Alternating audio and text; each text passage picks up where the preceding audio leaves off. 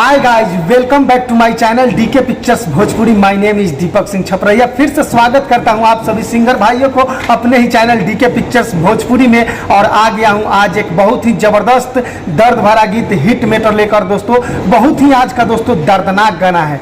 तो दोस्तों आइए हम लोग वीडियो को करते हैं स्टार्ट। कि फोटो भेजता नी गोरी देखली ह नेट से, हाथ काट ले हई अपन ब्लेड से।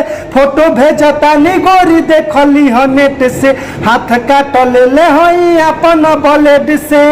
आंसू ना गिरई ह खून गिरत हमार देख के, नाम तोर जरा होता नी लिखल सिगरेट से। आंसू ना गिरई ह जानू फोटो हमार देख के, नाम तोर जरा होता नी लिखल सिगरेट से।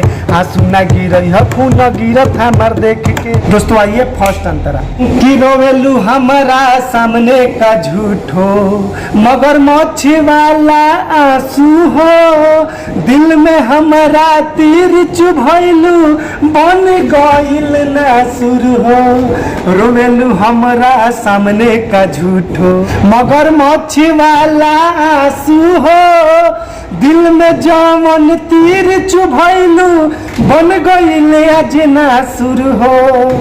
अच्छा सिला देलू तू हमारा हो प्यार के, हो गई पागल मोहब्बत के मार से। अच्छा सिला देलू तू हमारा हो प्यार के, हो गई पागल मोहब्बत के मार से। रह खुशहाल हरदम दिल हमार छेद के, नाम तोर जरा वतनी लिखल सिगरेट से। आंसू न गिरई ह तू फोटो हमार देख के। उसको लास्ट परे ना फरक तहरा हो कुछो, जानता नी हर जाई हो। याद रखी दीपक छपरहिया, कोइल तहर बेवफाई हो। हाँ परे ना फरक तहरा हो कुछो, जानता नी हर जाई हो। याद रखी दीपक छपरहिया, कोइल तहर बेवफाई हो। तिरिया चरितर के गईनी तोर जानी, चेहरा फरेबी के हम पहचानी।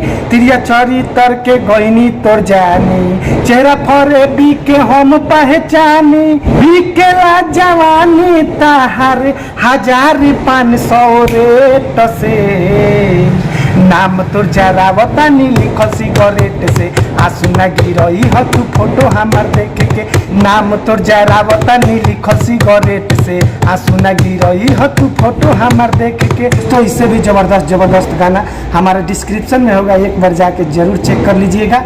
और हिंदी भोजपुरी मैथिली मगही किसी भी प्रकार के भाषा में आप बढ़िया सॉन्ग लिखवाने के लिए हमसे संपर्क कीजिएगा। हमारा नंबर है 6203 40 80 47। जय माता दी मित्रों।